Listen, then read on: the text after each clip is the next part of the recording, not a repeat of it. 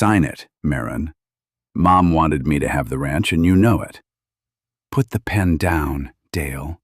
With all due respect, we are sitting in her kitchen, on her chairs, and the woman is 2 rooms away in a hospital bed she's not getting out of. Sign it. Maren set her coffee mug down on the kitchen island. She did not pick the pen up. Outside the window over the sink, the October sun was already coming in flat across the south pasture, and a magpie was working the fence line by the loading chute. 3 weeks ago, this kitchen had a woman in it cooking eggs, and a son who hadn't come out from town since Easter. Now I've got a son at my island with a notarized agreement and a pen. Walk me through how we got here. We got here because Mom had a stroke and somebody has to make decisions. Somebody has been making decisions. I've been making them. Walk me through what you think you're doing with this paper. It's a family agreement. That's all it is. Mom and I talked about the operation back in the summer. She told me, more than once, that when the time came, she wanted the deeded acres consolidated under one operator. With all due respect, you are a bookkeeper, Maren. You are not a rancher. I know what I am. Read me the line on the second page where it says she said that. It doesn't have to be on the second page. It's a memorandum of family understanding. The signatures make it real. Then it isn't a family agreement. It's a request with a notary stamp on it. Dale adjusted his wedding band once with his thumb. He kept his hand on the folder. Maren, you've been out here too long. You're seeing things that aren't there. We can do this without a fight. Sign the agreement. I take over the deeded ground and the brand. You keep a generous monthly distribution from the operating account. You get to stay in the house. That is a good deal. With all due respect, that is a better deal than most sisters get. Set the folder down and leave it there. I will think about it. I'd rather walk out of here today with "Set the folder down, Dale." And drive carefully. There's a heifer down by the cattle guard at the county road. I don't want you hitting her. Dale set the folder down. He stood there a second longer than a man without a folder usually stands, then took his hat off the hook by the back door and let himself out. The screen door banged once. A truck door, then the diesel turning over, then the slow scrape of tires on gravel back down the long lane. Brynn, you can come out from behind the pantry door now. How long did you know I was there? Since your dad said, with all due respect, the second time. You screeched the floorboard by the salt jar. I'm sorry. I came in for Levi's evening grain and I heard him and I stood there. Don't be sorry. You heard what you heard. Go feed your horse. I'll be out at the barn in 10. Aunt Maren? Yeah. I wrote it down. Wrote what down? The date he came out with the appraiser. Last week of October. The truck plates from the appraiser's pickup too. I wrote it in my stock journal. I didn't know why I was writing it. I just did. Maren set her mug down a second time. It hadn't moved much from the first. Go feed your horse. We'll talk about your journal tomorrow at the barn. Bring it. Okay. Brynn, you did the right thing writing it down. Brynn went out the back. The screen door banged a second time, and then the kitchen was quiet, and Maren stood at the island with both hands flat on the grommet. She did not pick up the folder. She walked into Wanda's bedroom. Mama, you awake? Yes. Dale was just here. Don't sign it. I wasn't going to.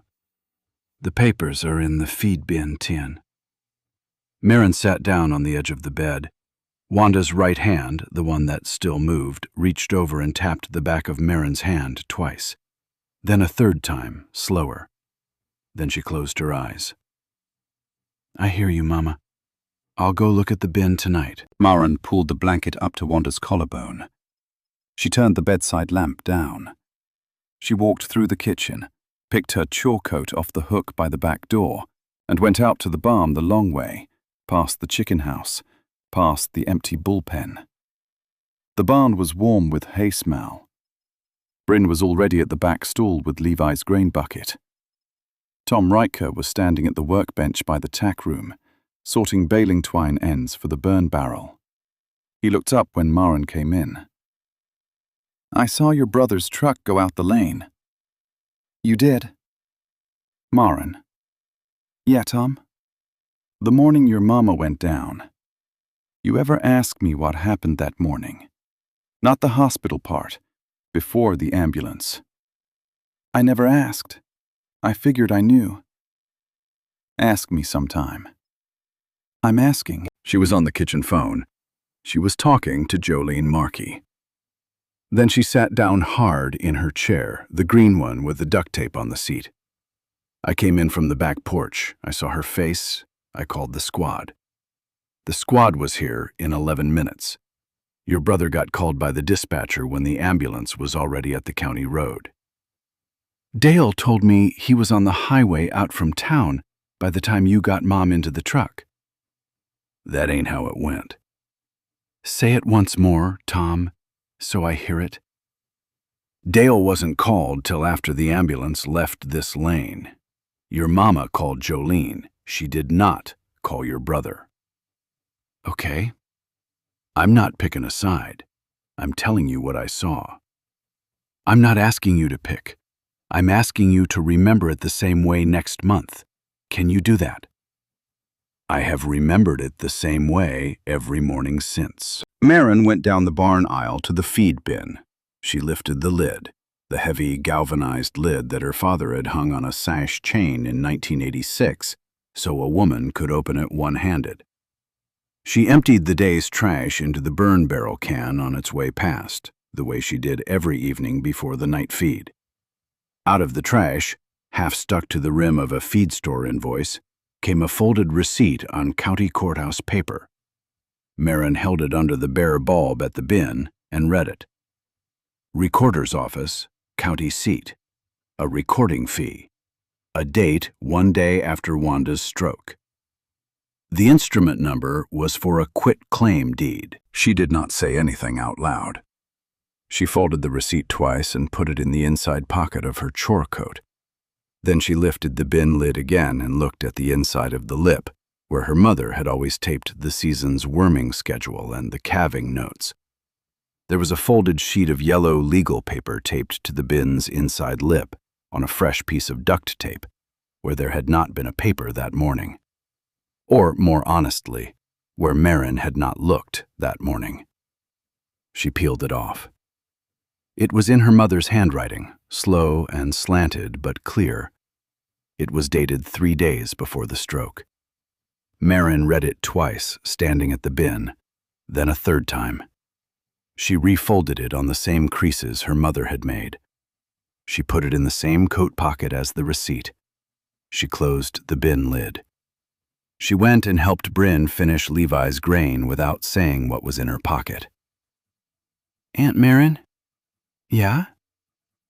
"Did you find what Grandma told you was in the bin?" Maren stopped with the grain scoop in her hand. She looked at Brynn over the gate of Levi's stall. Brynn was 16 and her hands were on the top rail and her chin was on her hands, and she was looking back without flinching.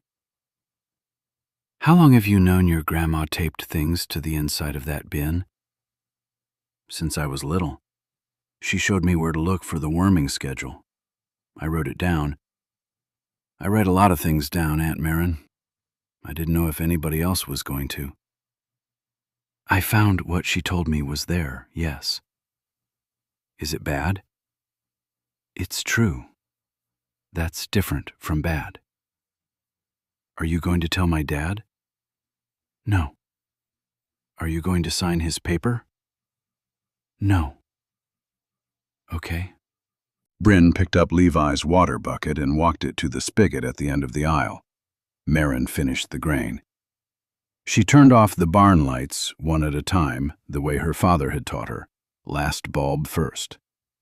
At the kitchen island, the folder was still sitting where Dale had left it. The pen was uncapped on top of it, the way a man leaves a pen when he expects to come back for it the next morning. Maren capped the pen. She set the pen on top of the folder, and she set the folder on the chair Dale had sat in, not on the island where he had pushed it. Then she picked up the kitchen phone, the same green phone her mother had been holding the morning of the stroke, and she dialed a number she knew by heart from 40 years of dialing it. Jolene, it's Maren. No, she's the same. Listen, I want to come into the office tomorrow morning, before you open. I want to look at the brand inspection book for the last 2 years. Yes, all of it. And bring a fresh pot. This is going to take a while. She hung the receiver back in the cradle. She stood at the sink and looked out at the south pasture in the last of the light. The magpie was gone.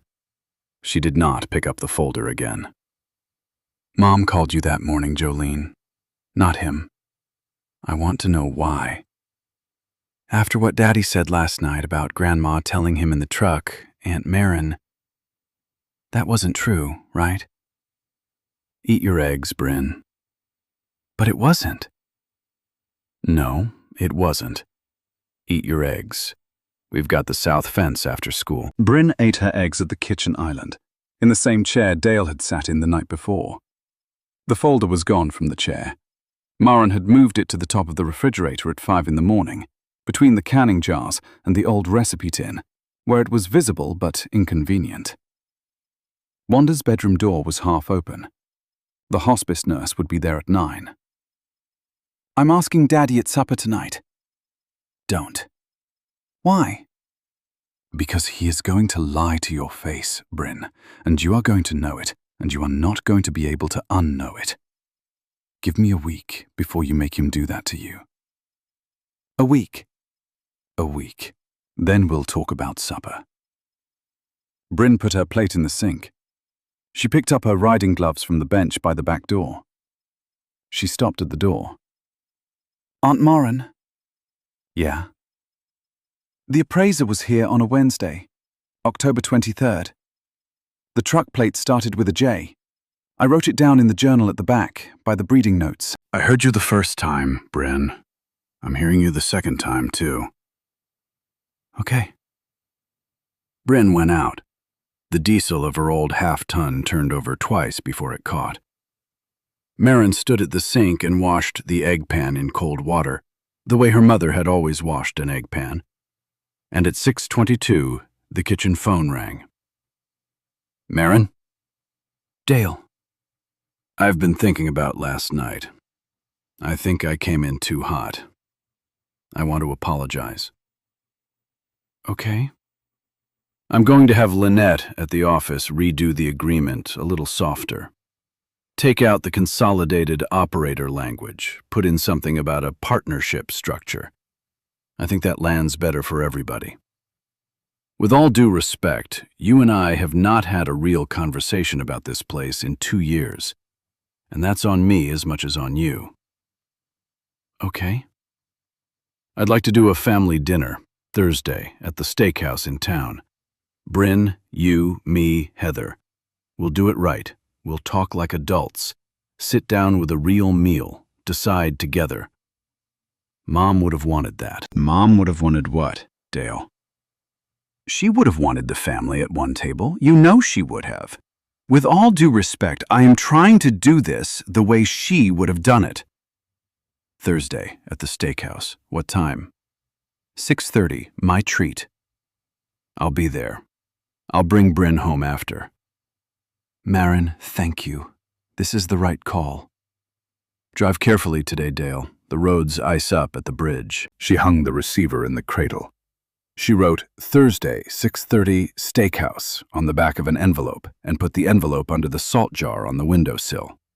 Then she got her chore coat off the hook and drove to town the long way, past the county recorder's office where she did not stop, and into the parking lot of the state livestock office at 7 o'clock.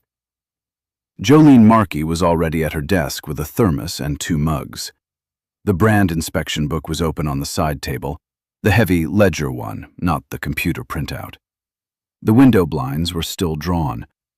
Jolene cleaned her glasses on her shirt before she said anything. "Sit down, Maren. I'm going to pour the coffee, and then we're going to walk through this slow. Here's what the book says. Walk me through it." Last 2 years on your operation. The brand inspection book has 31 inspections logged.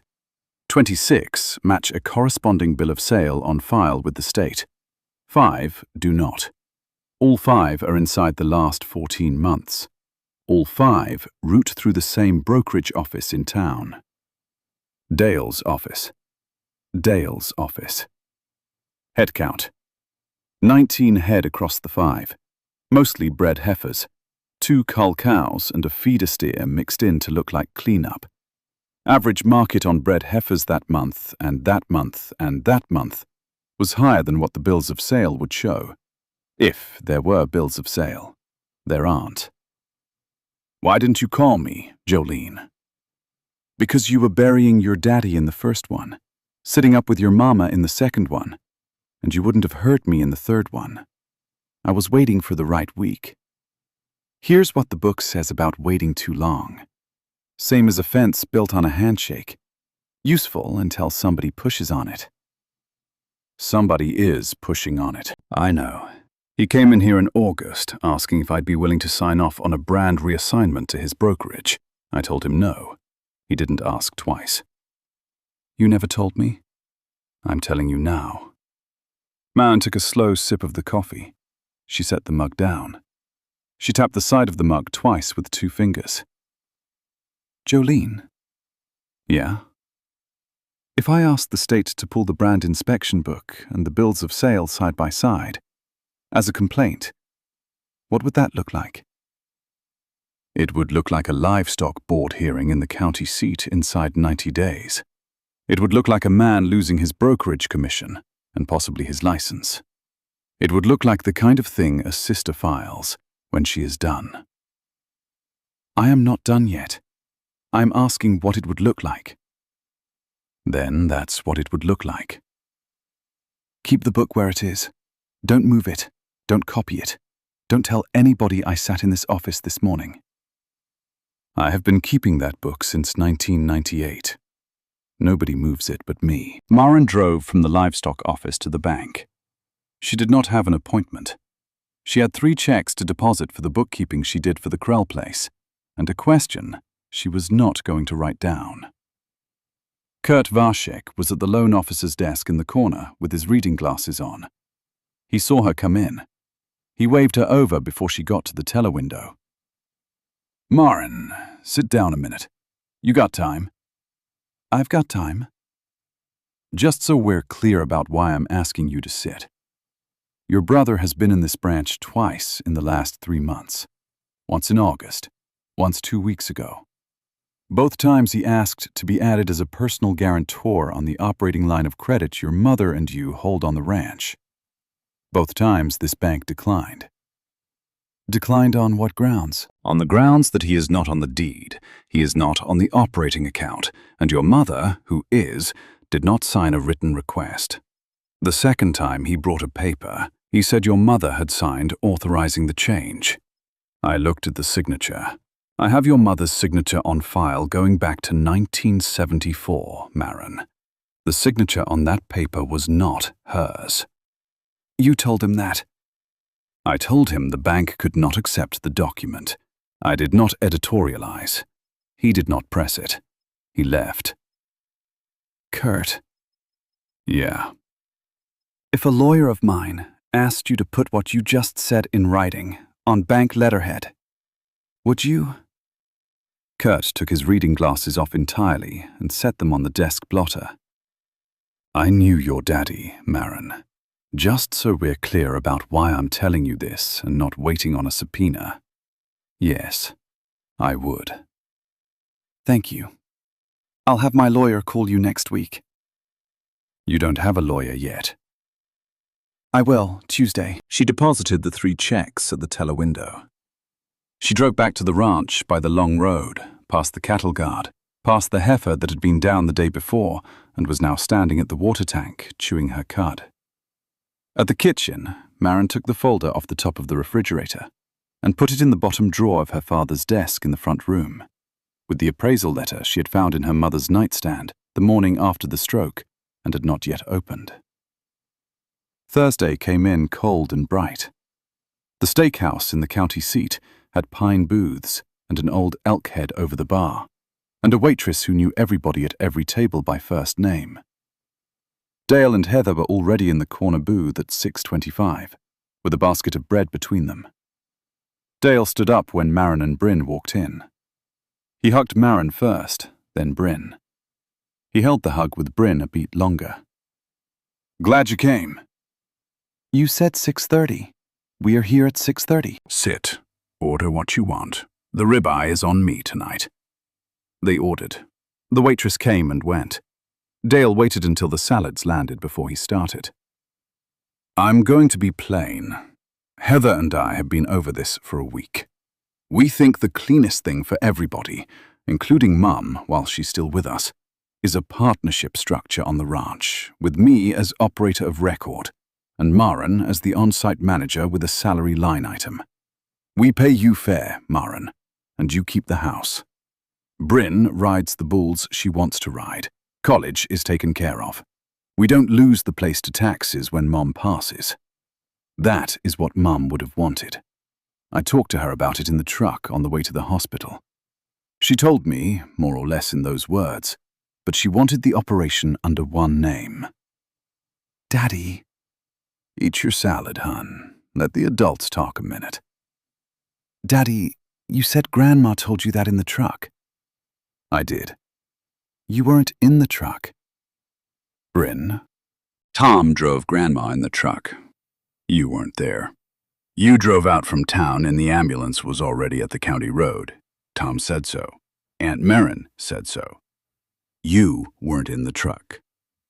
Brynn, with all due respect to your aunt, she has been under a lot of strain, and she has had a lot of time alone out there with her own version of. I wrote down what time you got to the hospital. It's in my journal. You got there at 10:51. The ambulance left the lane at 9:40. You were not in the truck with Grandma. Daddy, you weren't." The booth was quiet. Heather looked at her salad. Dale set his fork down on the rim of the plate and then he picked it back up. And then he looked at Maren, not at Brynn, when he answered. "Maren, you sent her in here loaded." "I did not send her in here with anything. She came in here with what she heard you say last night in my kitchen and what she watched you say to her 2 minutes ago. That is what she came in here with." With all due respect, you have been telling this child your version of, "Dale, eat your steak. The ribeye is on you tonight." Nobody at the booth ate the ribeye that night. Dale paid the check at the front. Heather walked out without her coat and had to come back for it.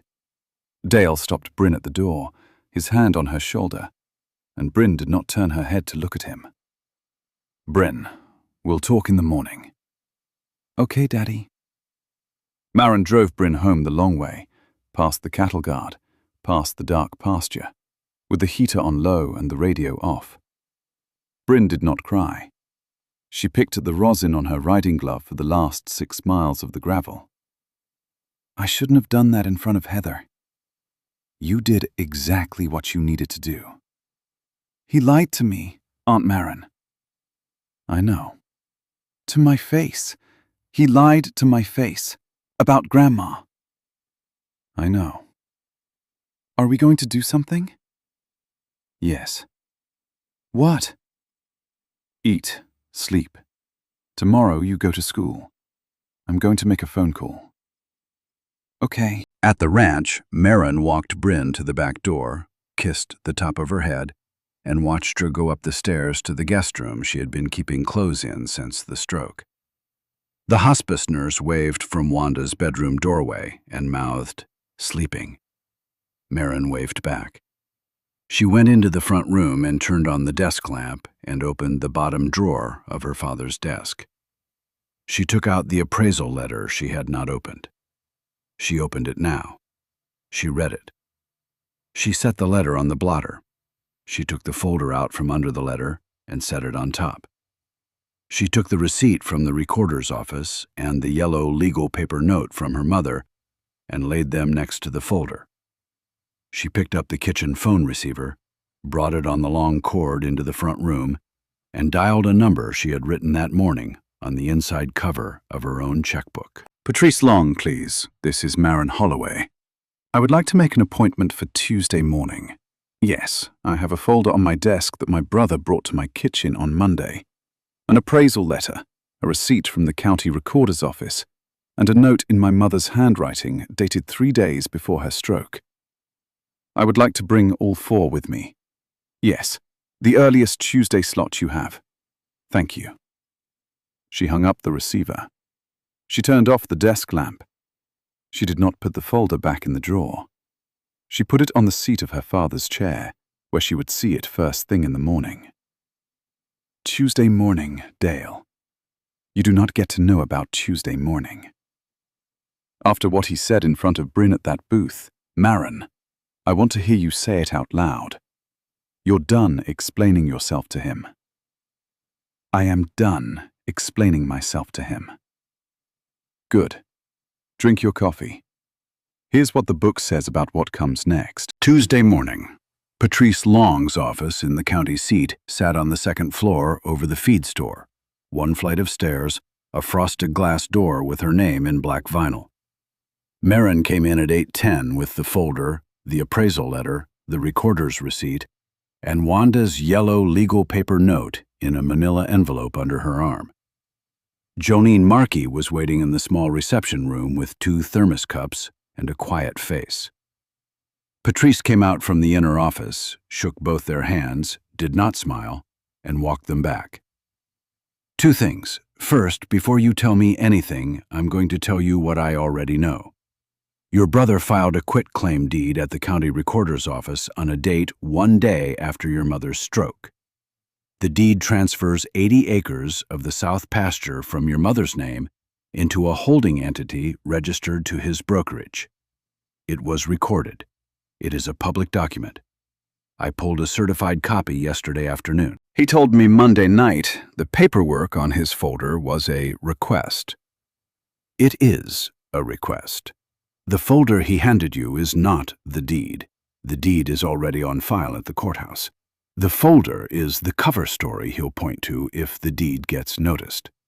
Second thing, the notary who notarized the deed is Lynette Ardell. Her office leases space from your brother's brokerage in the same building. Her notary journal is required to be kept for 10 years and is available to a board subpoena or, in some circumstances, a civil discovery request. Walk me through what you want me to do. 2 things, again.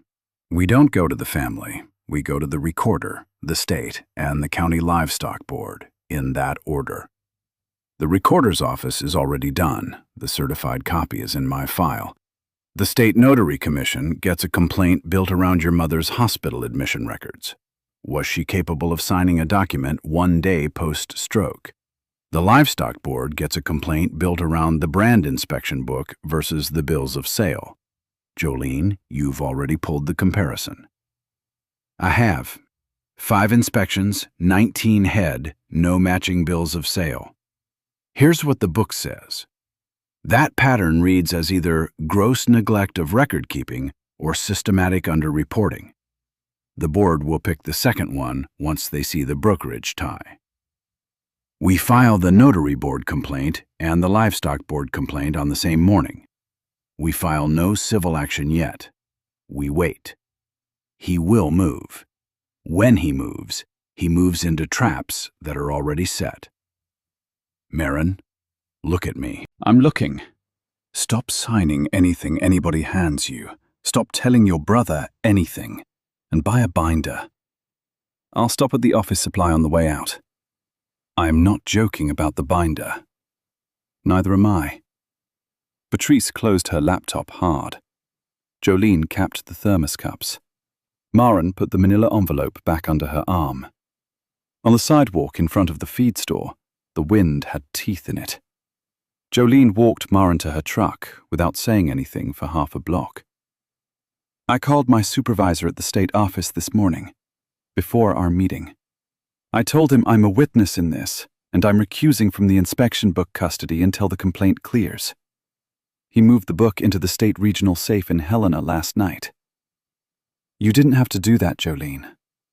I had to do that. Here's what the book says about being a witness who also keeps the book. You can't be both, so I'm being the witness. Thank you. Don't thank me yet. Drive home. Feed your stock. Don't pick up if it's him. Maren drove home the long way. She stopped at the office supply on the highway and bought a 3-inch binder, a 100-pack of clear sheet protectors, and a black pen. She did not stop at the courthouse.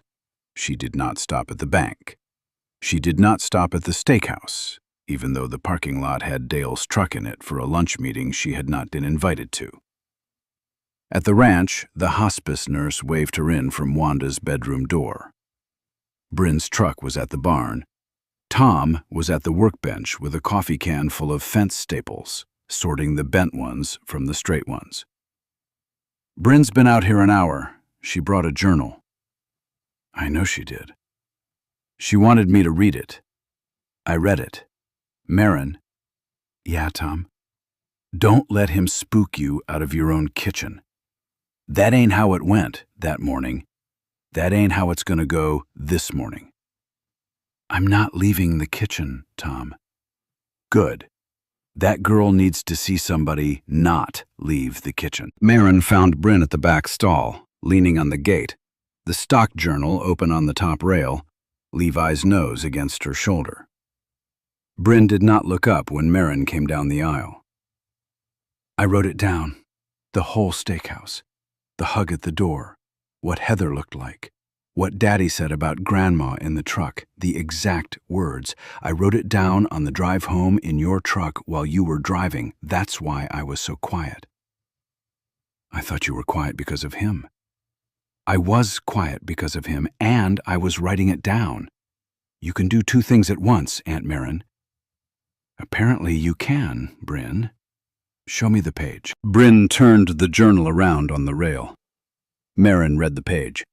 The date, the time of arrival, the truck plate from October 23rd, the appraiser's company name, the head count Dale had given the appraiser walking through the south pasture, the brand he had described wrong, and at the bottom in a square hand, a single underlined line.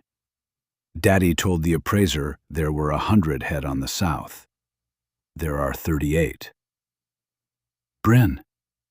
Yeah. This page goes in a binder I bought today, not your journal. A photocopy of this page. You keep the journal. The original stays with you. The photocopy goes to a lawyer. Is that okay with you? Yes. One more thing. I know. Tell me what you know I'm going to say. Don't tell Daddy I gave it to you. Don't tell Daddy I asked. Aunt Maren. Yeah? He's still my dad. I wrote that down too, in a different part of the journal. Just so you know. I know he is, Brynn. I'm not asking you to stop knowing that. I'm asking you to keep writing things down. I was going to anyway. I wrote it down because nobody else was going to. Maren made the photocopy at the post office in town that afternoon and dropped it through Patrice's mail slot in a sealed envelope on the way home. She did not call Patrice to tell her it was coming. Patrice did not need to be told. On Wednesday, Kurt Vashek caught her at the feed store counter. He had a brown envelope in his hand, folded once, no bank logo. He waited until the boy behind the counter walked into the back. Maren, just so we're clear, this is not bank correspondence. This is a personal note from me on plain paper with a copy of one form your brother brought in. The form has the signature he presented as your mother's. The bank already kept the original. This is for your lawyer. I am not the one who gave it to her. Are we clear? We are clear. Just so we're clear about one more thing. Your daddy and I were in the same youth group at the Lutheran church in 1972. He drove me home from a basketball game when my own daddy was too drunk to come get me. I've owed him a favor for 52 years. I am paying it today, to you. Kurt, thank you. Don't thank me. Just so we're clear, your brother is going to figure out by Friday that the bank is no longer his friend. He is going to come to your kitchen again. He is going to be different than Monday. Different how? Quieter. Don't sign anything quiet either. Maren drove out to the south pasture before supper. The wind had laid down. The cattle were drifting toward the windbreak in a long, brown line. She walked the fence on foot from the gate to the corner post. At the corner, she sat down on the bottom wire she had stapled there with her father in 1994. She stayed 20 minutes. She did not cry. She thought about what she had not let herself think about Monday night, which was the morning her father had died, when Dale was 17 and she was 13, and Dale had told her to handle the calls so the adults could grieve. And she had handled them, and she had never once said out loud what that day had taught her about him. She got up. She walked back to the gate. She drove to the house in the last of the light. Wanda was awake. The bedside lamp was on low. The hospice nurse was in the kitchen with a paperback and a cup of tea. Maren washed her hands at the bathroom sink, hung her chore coat on the bedroom doorknob, and sat on the edge of the bed with Wanda's right hand under hers. She took the yellow legal paper note out of her shirt pocket. She unfolded it. She read it aloud, slowly, the way Wanda used to read recipes aloud at the kitchen table. Maren is the operator of the Holloway place when I am no longer fit. Cattle account number is in the green ledger in the kitchen drawer, second from the top, behind the receipts. Tom keeps the breeding records. Jolene keeps the brand. Kurt holds the operating line. Dale gets the watch. He already has it. He does not get the land. Land knows who works it. Don't make me say it twice. Mama. Don't make me say it twice. I heard you the first time, Mama. I'm reading it the second time, so you hear me reading it. Wanda's right hand tapped the back of Maren's hand twice. Then a third time, slower. Maren held her hand and did not speak for a long minute. The hospice nurse in the kitchen turned a page of her paperback. Land knows who works it. Land knows who works it, Mama. Tom. Tom is at the barn, Mama. He's fine. Jolene. Jolene's safe. The book's in Helena. Good. Maren folded the note on the same creases her mother had made the day she wrote it. She put it back in her shirt pocket. She turned the lamp down another notch. She sat there until Wanda's breathing went long and even. Then she went into the front room and called Patrice Long's office and left a message on the after-hours line. Then she sat at her father's desk in the dark, and she let herself, for the first time in 3 weeks, consider stopping. She wrote a number on a legal pad. It was half the breeding herd's market value. It was a number Dale would take. She set the pen down. She picked it up. She set it down again. She sat in the dark another 5 minutes. She walked into the kitchen. She poured out the cold pot and started a fresh one. While the coffee made, she opened the kitchen drawer second from the top, moved the receipts aside, and lifted out the green ledger her mother had named in the note. She had not opened the green ledger in 22 months. She opened it now, under the bare kitchen bulb. On the inside front cover, in her mother's handwriting in pencil, from when she was still using pencil, was a line dated her own mother's funeral year. Land knows who works it. Don't make me say it twice. Wanda. Maren stood at the kitchen counter with the green ledger open and the coffee pot dripping behind her, and she said the next thing aloud to the empty kitchen, because there was no one else in the room who needed to hear her say it but herself. I am not taking the number, Dale. I am not splitting the herd. I am not signing the agreement, soft language or hard. I am taking the binder to a hearing, and you are going to sit there while every paper you signed gets read out loud by somebody who is not me. She tore the legal pad page off, folded it in quarters, walked it to the wood stove, opened the door, and put it on the coals. The page caught. She closed the door. Friday morning at 6, the arena at the county seat. Brynn was running barrels with Levi for a December jackpot, and Dale had said he would come. Maren had said she would not. Maren was at the kitchen with the binder open at her father's desk. Brynn was alone in the arena dirt with her father standing at the fence in his good barn coat, watching her run. "Brynn, that was a good run." "Thanks, Daddy." "You look tired." "I'm tired." "Hun, look at me a second." "I'm looking, Daddy." "I know it landed wrong at the steakhouse. I know you think I lied to you about Grandma in the truck. I want you to hear something from me. The truck part? I got mixed up. There were a lot of phone calls that morning, and I have rearranged it in my head wrong, and I am sorry I said it like a thing I remembered. I am doing this for you, Brynn. The ranch. The way I am setting it up, it is for you and the bulls you want to ride, and the school after. I am doing it for you." "Daddy?" "Yeah?" "Walk me through how taking it from Aunt Maren is doing it for me." Dale opened his mouth. He closed it.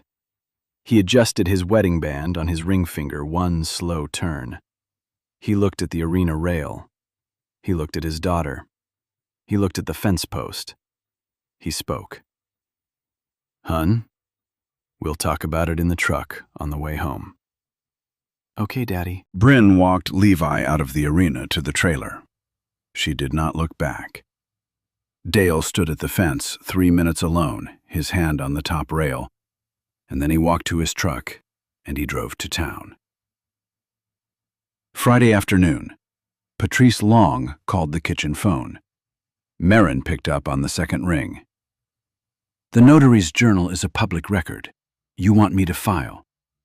"File. Both complaints, same morning, Monday." "File. One more question, Maren. The confidant question.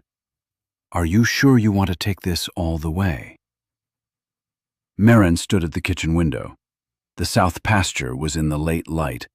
The cattle were at the windbreak. Wanda was sleeping in the back room. Brynn was at the barn brushing Levi out. The green ledger was open on the kitchen counter to the page her mother had written in the year of her grandmother's funeral. "Patrice, I am sure. Land knows who works it. File the complaints, Monday morning, before the recorder's office opens." 2 things. Be ready for Tuesday. He is going to call you Tuesday. Do not pick up. I will not pick up. Monday morning, then. Maren hung up the receiver. She closed the green ledger. She set the binder on top of the green ledger. She set her coffee mug on top of the binder. She turned off the kitchen light and stood in the dark a moment with her hand on the counter, and the south pasture in the window was the last light in the room. After Patrice told you he'd called Tuesday, Aunt Maren, he called Tuesday. 11 times. I wrote it down. Eat your toast, Brynn. We've got a courthouse to get to at 9. 3 weeks after Patrice filed the 2 complaints on the Monday morning before the recorder's office opened, the county recorder's lobby was the first room of the day. 8:45. The lobby smelled like floor wax and old radiator heat. Patrice Long was at the counter with the certified copy of the quitclaim deed in a clear sheet protector and a second sheet protector behind it with the recorder's certification stamp. Maren stood at her right shoulder with the binder. Jolene Markey was at the door in her state agent jacket with her glasses already off and hooked into her collar. Tom Riker was on the bench by the radiator with his cap on his knee. At 8:52, the lobby door opened and Dale walked in with a man in a charcoal suit who was not Lynette Ardell's notary office and was not the brokerage attorney Maren had been expecting. The suit was from Bozeman. Dale did not look at Maren. He looked at Patrice. Counsel, good morning.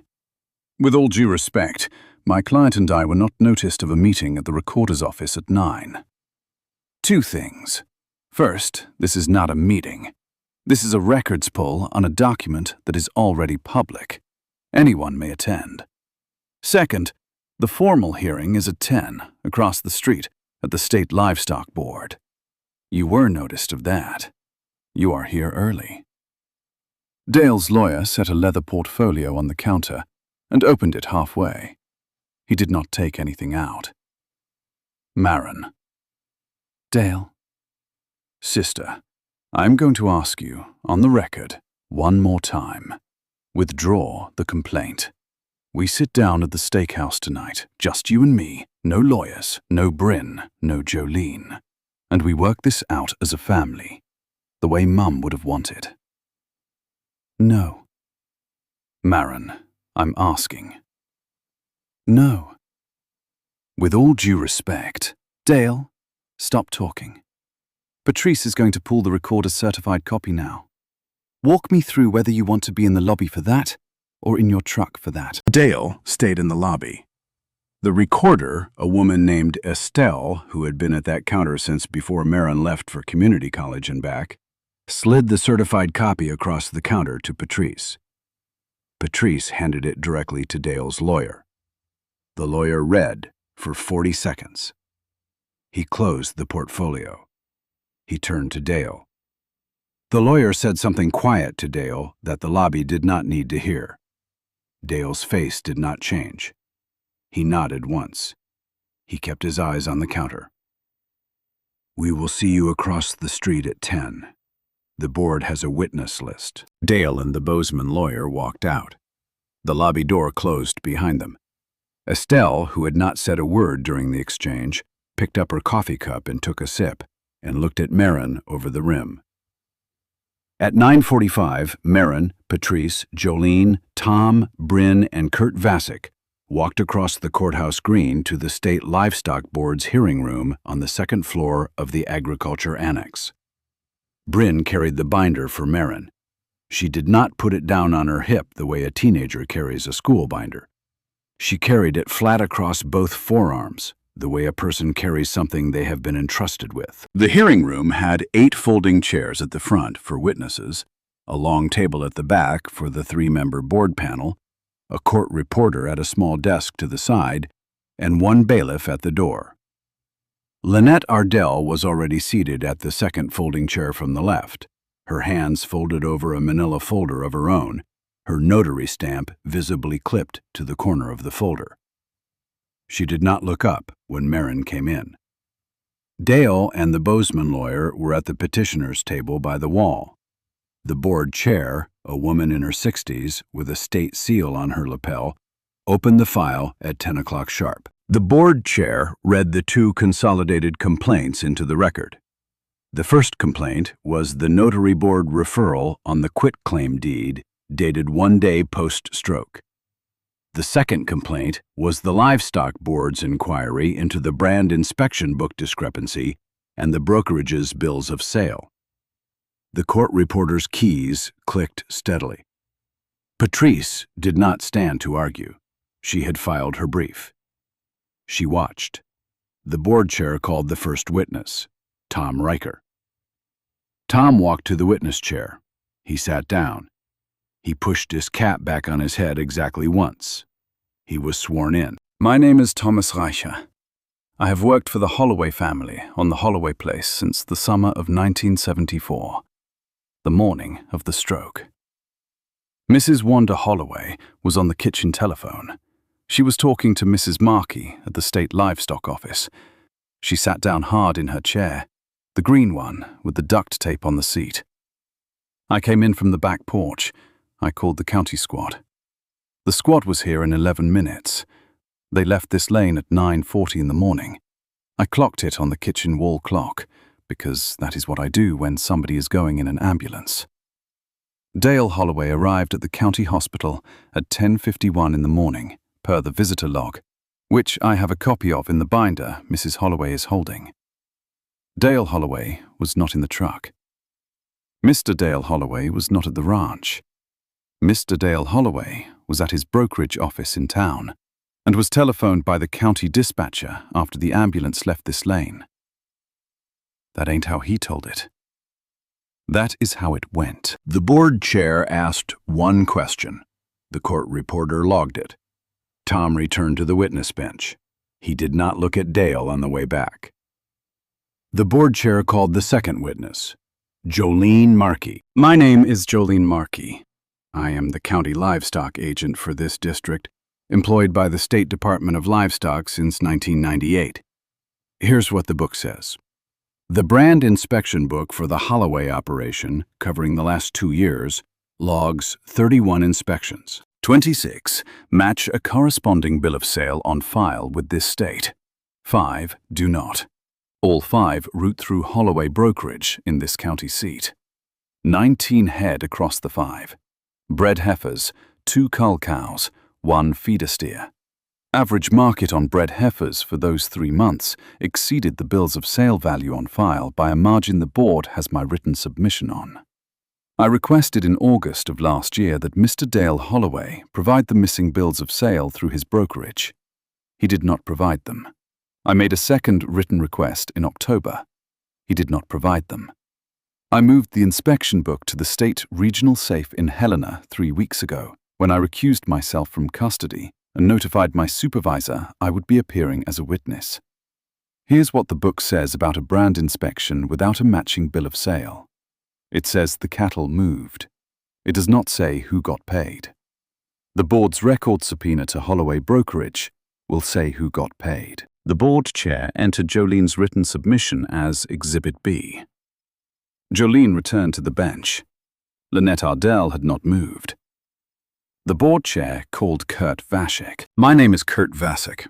I am a senior loan officer at First Stockman's Bank in this county, 29 years, just so we're clear. I have on file the signature card for Mrs. Wanda Holloway, dating from 1974, and updated 4 times since. On a date 2 weeks before the document was recorded at the county recorder's office, Mr. Dale Holloway presented to this bank a paper he represented as bearing his mother's signature, authorizing him to be added as a guarantor on the operations line of credit. I compared the signature on that paper to the 4 signatures on file. The signature presented was not consistent with any of the 4. The bank declined to accept the document. The bank retained the original. I have brought a certified copy of the bank's retention with me this morning. Just so we're clear, I am here under my own initiative, as a long-time acquaintance of the family, with the bank's awareness that I would be appearing, not as the bank's general counsel. The board entered the bank-retained signature comparison as Exhibit C. Kurt returned to the bench. The board chair called Maren Holloway. Maren walked to the witness chair. She did not carry the binder. Brynn kept the binder on her lap at the bench. Maren was sworn in. She did not look at Dale. My name is Maren Holloway. I am the on-site operator and primary caregiver at the Holloway place since my mother's first cardiac event 26 months ago. I am here to introduce 3 documents into the record and to make one short statement. The first document is a handwritten note from my mother, Wanda Holloway, dated 3 days before her stroke, taped inside the feed bin lid in our barn, where she taped documents meant to be found by whoever fed the stock, not by visitors.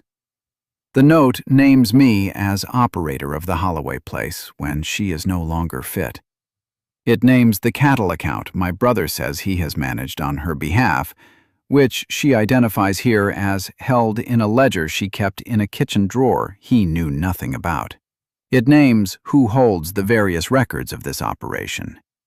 It names what my brother is to inherit, my father's watch, which he already has, and states plainly that he does not get the land. It is in my mother's handwriting, and Mr. Riker, Mrs. Markey, and Mr. Vashek will identify that handwriting for the board. The second document is a stock journal entry by my niece, Brynn Holloway, age 16, dated October 23rd, recording the appraiser's visit to the South Pasture, the appraiser's company truck plate, and the head count and brand description my brother gave that appraiser. Both materially false against the brand inspection book Mrs. Markey has just entered.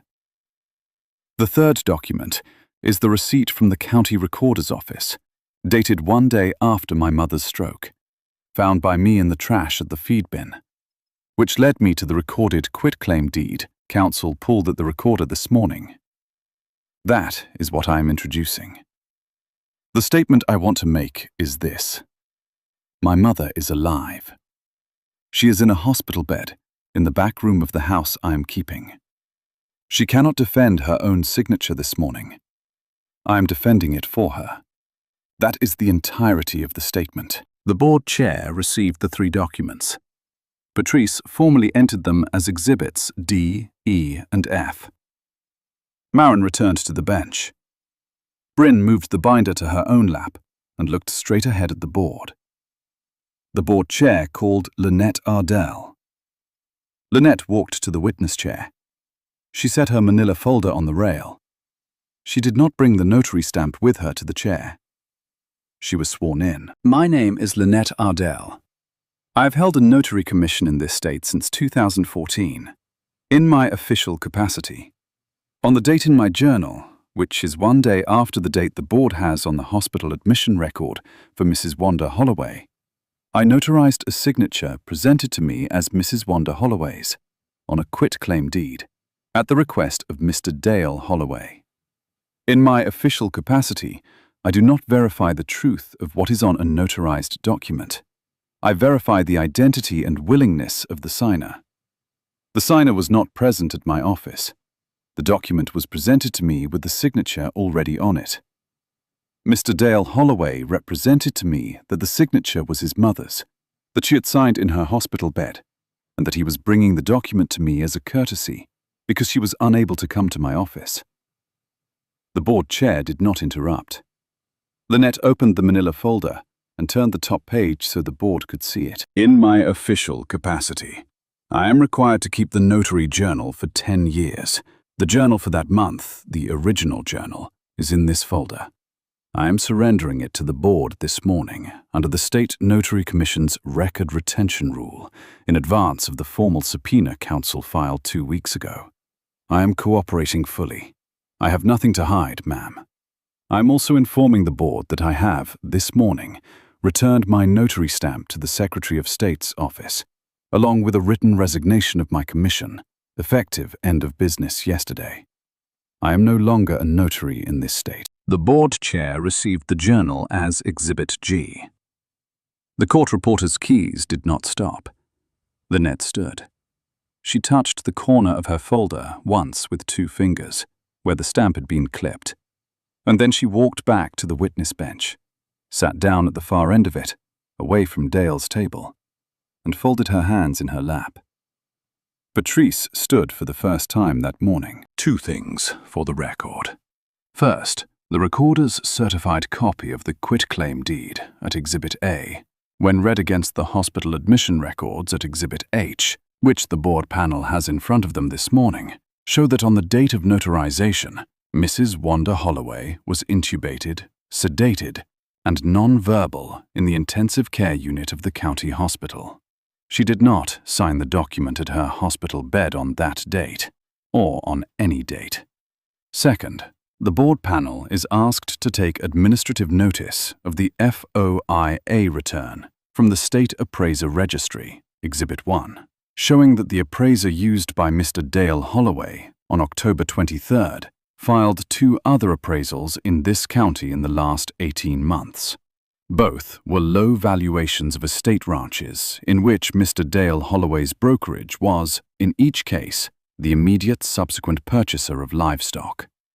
The board has cause to refer the appraiser to the State Real Estate Appraiser Board. I am asking the board to so refer this morning. The tree sat. The board chair conferred for 1 minute with the 2 other panel members. The court reporter waited. Dale's Bozeman lawyer had stopped writing on his legal pad 15 minutes earlier. The board chair spoke into the record. She said the panel was taking the matter under advisement. She said the panel would issue findings within 30 days. She said the panel was, this morning, on the record, referring the appraiser file to the State Real Estate Appraiser Board for cause, as counsel requested. She said the panel was, this morning, on the record, suspending Holloway Brokerage's authorization to act as a state-licensed livestock dealer, pending the findings. She said the notary commission complaint, the surrendered journal, and the surrendered stamp were being forwarded to the Secretary of State for the Secretary's separate determination. She thanked the witnesses. She closed the hearing at 11:17. The court reporter packed her steno. The bailiff opened the door. Dale stood at the petitioner's table. The Bozeman lawyer touched Dale's elbow. Dale did not move for a moment. Then he walked past the witness bench on his way to the door. He stopped at the end of the bench where Maren was sitting. Maren, with all due respect, this is a misunderstanding I can clear up offline. Family does this offline. Walk out with me, just the 2 of us. We do not need them. Dale, I walked out with you when I was 13, and you told me to handle the cause. I walked out with you when I was 22, and you told me to sign the funeral paperwork. I walked out with you for 40 years. Today is the morning I do not walk out with you. The board has the binder. The board has the journal. The board has Mum's note. The board has Tom. The board has Jolene. The board has Kurt. The board has Lynette. The board has the recorder. Go with your lawyer. Sister, go with your lawyer. Dale stood there 1 second longer than a man with a lawyer at his elbow usually stands. Then he went with his lawyer. The hearing room door closed behind them. The court reporter zipped her case. The board chair set down her pen. Brynn handed the binder back to Maren. She did not say anything. She held the binder out in both hands the way she had carried it in, and Maren took it the same way. The morning after the hearing, 6 in the morning. The kitchen was warm from the wood stove Maren had stoked at 5. The coffee was made. The binder was on the chair Dale had sat in 5 Mondays ago, where Maren had moved it from the table the night before. The folder he had brought that first night was still on top of the refrigerator between the canning jars and the recipe tin, where she had put it at 5 in the morning of the day after he brought it. She had not moved it since. Maren put on her chore coat over her flannel. She walked down the long lane in the grey light to the mailbox at the county road. The mailbox had 2 pieces in it: a flyer for a feed store sale she would throw in the burn barrel, and a manila envelope from the State Livestock Board, and delivered late the evening before by a board courier, with a courthouse return address and a green certified mail card already filled out. She walked back up the lane with the envelope under her arm. She did not open it at the mailbox. She did not open it on the lane. She opened it at the kitchen island, with the coffee mug in her right hand and the envelope flat on the granite under her left. The findings were 2 pages. The first page suspended Holloway Brokerage's state livestock dealer authorization for 12 months pending corrective action. The second page referred the matter to the county attorney for review under the state's Elder Financial Exploitation Statute and to the State Notary Commission for revocation of Lynette Ardell's commission, which had already been surrendered. A separate cover memo from the recorder's office, paperclipped to the back, confirmed that the quitclaim deed, dated 1 day post-stroke, was being flagged on the recorder's index, pending the county attorney's review, and could not, in the interim, be relied upon by any title insurer in the state. Maren read the findings twice. She folded them on their original creases. She put them back in the envelope. She put the envelope on top of the green ledger. She set her coffee mug on top of the envelope. She did not call Dale. She did not call Patrice. She did not post anything anywhere. She washed her mug at the sink, dried it with the dish towel, hung the towel on the oven handle, and walked out to the barn the long way, past the chicken house, past the empty bullpen, in her chore coat with the sun just up. Brynn was at the back stall with Levi's morning grain bucket. She'd been there since 5:30. The journal was on the top rail. "Aunt Maren."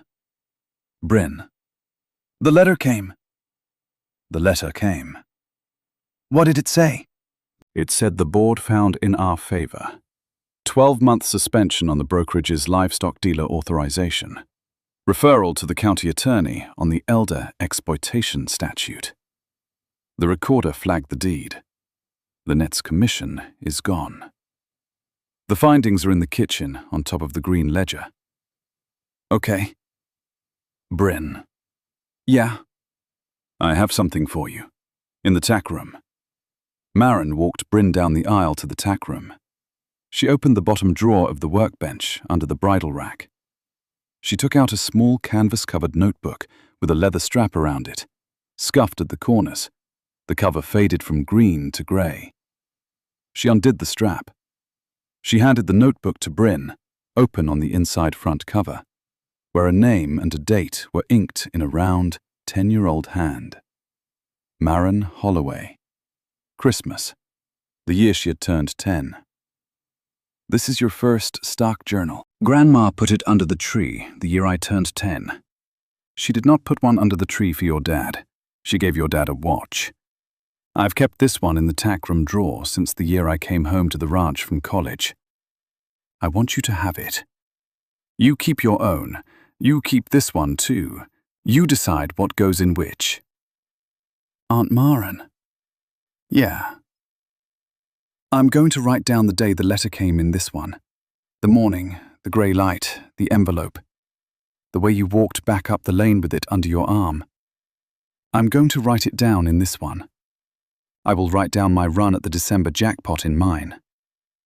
That is exactly the right way to use two journals. Daddy? Yeah? Is he still my dad after this? He is still your dad after this. He is your dad and a man who did what he did. Those are both true, and you do not have to choose between them. You write down what you see. You let what you see be the size that it is. Okay. Brynn. Yeah? You did the right thing writing it down. From the first night, through the steakhouse, through the arena, through this morning. You did the right thing. I want you to hear me say that on the morning of the letter, not just at the kitchen at supper. I heard you. Brynn took the grey notebook to the top rail of Levi's stall. She set it on the rail next to her own. She picked up the grain scoop and finished Levi's morning grain. Maren walked back up the aisle to the front of the barn. Tom was at the workbench with a coffee can and a roll of baling twine. Letter come. Letter came. 12 months. 12 months. County attorney on the elder statute. Good. Tom. Yeah? Thank you. For the morning, and for the chair with the duct tape on the seat, and for clocking the 11 minutes on the kitchen wall. Don't thank me. Your mama called Jolene that morning. She trusted me to drive. That is the day's work. Now go drink coffee with the agent, like you always do on the morning after a thing. I am going. Maren. Yeah. Don't let him spook you out of your own kitchen, was what I said in October. You did not let him. That is the day's work too. Maren drove the 11 miles into the county seat with the heater on low and the radio off. Jolene was at the state livestock office at 7, blinds still drawn, 2 thermos cups on the side table, the brand inspection book absent from the office because it was still in Helena. Sit down, Maren. I'm going to pour the coffee. We are not walking through anything this morning. Good. I am tired of walking through things. Let her come. 12 months on the brokerage. County attorney on the elder statute. The recorder flagged the deed. Lynette's commission is gone. Here's what the book says about a morning like this. The book does not say anything about a morning like this. The book is in Helena. You and I are at this side table with the coffee and the blinds drawn. That is what the morning is. That is enough for the morning. Maren. Yeah. I am sorry I did not call you in 2023 when I first saw the pattern. I am sorry I waited. Jolene, you called me at the right week. I would not have heard you in the other weeks. We have already had this conversation. I am only going to have it with you the one time. Okay. Drink your coffee. Tell me about your husband's elbow. Tell me about anything that is not paperwork. His elbow is fine. The dog ate a glove. That is the report from my kitchen. Better than the report from my kitchen for the last 5 Mondays. Better than that. Maren drove home at 8:30. The south pasture was in the long morning light. The heifer at the cattle guard was up at the water tank. The chickens were out. The hospice nurse's car was in the drive, day shift starting. Maren washed her hands at the bathroom sink, hung her chore coat on the bedroom doorknob, walked into the back room. Wanda was awake. The bedside lamp was on low. Mama, the letter came. Read it. 12-month suspension on the brokerage's livestock dealer authorization. Referral to the county attorney on the elder financial exploitation statute. The Net Ardell's notary commission was surrendered before the board ruled. The recorder flagged the deed. The deed cannot be relied upon by any title insurer in the state. Good. I gave Brynn the grey journal, the one you put under the tree the year I turned 10. Good. I did not call him. Don't. I am not going to. Wanda's right hand reached for Maren's. Maren put her hand under Wanda's. Wanda tapped the back of Maren's hand twice, then a third time, slower. Land knows. Land knows, Mama. Maren sat at the bedside until Wanda's breathing went long and even. She pulled the blanket up to her collarbone. She turned the lamp down a notch. She walked through the kitchen, past the green ledger with the envelope on it and the mug on top, past the chair where the binder was, past the refrigerator with the folder on top. At the back door, she put her chore coat back on. She picked up the lead rope off the hook. She walked out to the barn. The sun was full up. Brynn's truck was gone. Brynn had texted her at 8 that she was on her way to school. Tom was in the south pasture with the new bull. Levi was in the stall with his head out over the gate. Maren walked the length of the barn aisle slowly. She stopped at the feed bin. She lifted the heavy galvanized lid that her father had hung on a sash chain in 1986. The inside of the lid was clean. The note was gone from the inside lip, in Patrice's filing as Exhibit D. There was a worming schedule on the inside lip in Maren's own handwriting, dated the week of the hearing where the note had been. She closed the lid. She set the latch. She walked out the front of the barn. She stopped at the barn door, the big sliding one on its iron track that her father had hung in 1973. She slid it closed on its rollers. The roller bearings were the same bearings her father had greased the spring after she was born. The door settled into the jamb the way the door always settled. She set the wooden latch into its iron keep. Sign it yourself, Dale. Mom wanted me to have the ranch, and you know it. Now you know it on paper, and a board knows it, and a county attorney is going to know it, and your daughter knows it in 2 journals. I am not signing your paper. I never was. I'm closing this door now, and I'm going to feed the horses. She walked past the closed barn door to the horse paddock with the lead rope in her hand. The horses came up to the gate. The sun was full on the south pasture. The kitchen light was off. Wanda was sleeping. Brynn was at school. Tom was at the bull. Jolene was at her side table with her dog story. Kurt was at the bank. Patrice was at her office. Dale was at his lawyer's. The board was at the courthouse. The horses came up to the gate. Maren went to feed the horses.